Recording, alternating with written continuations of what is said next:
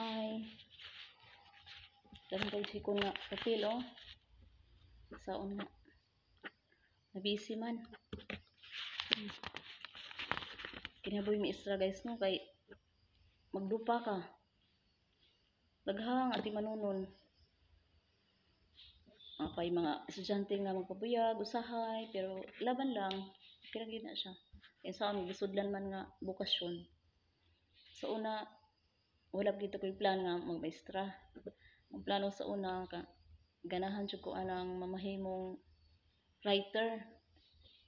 Writer bitaw og mga story, mga kada iyang mga kasaysayan nga relate kay sa akong kinabuhi, pero na second choice man ako ning pagkakuan maestra. Pero gilabra pa na ako ang akong pagka maestra kay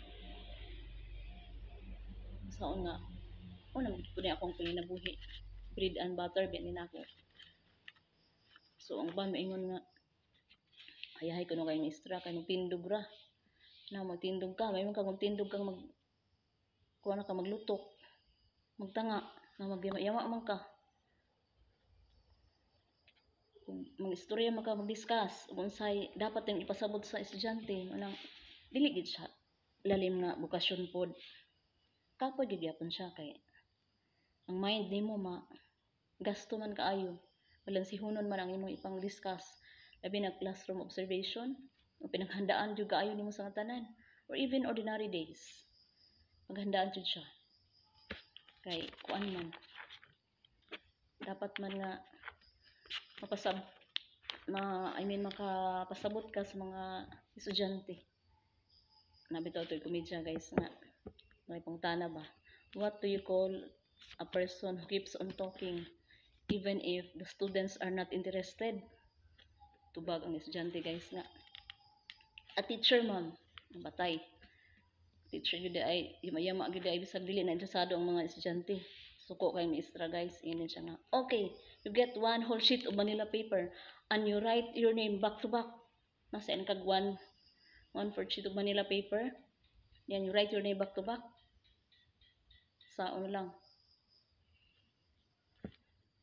kapoy jud kayo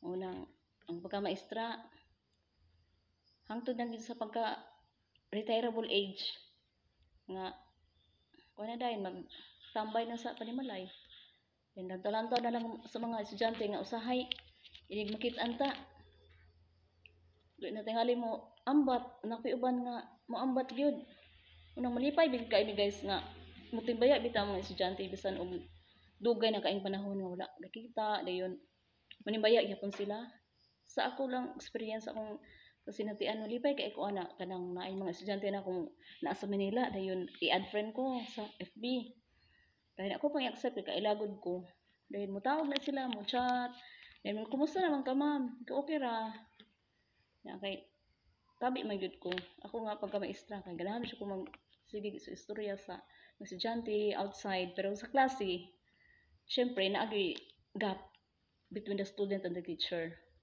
ina na gyud ang reality. Okay, mura to guys og nagpasalamat.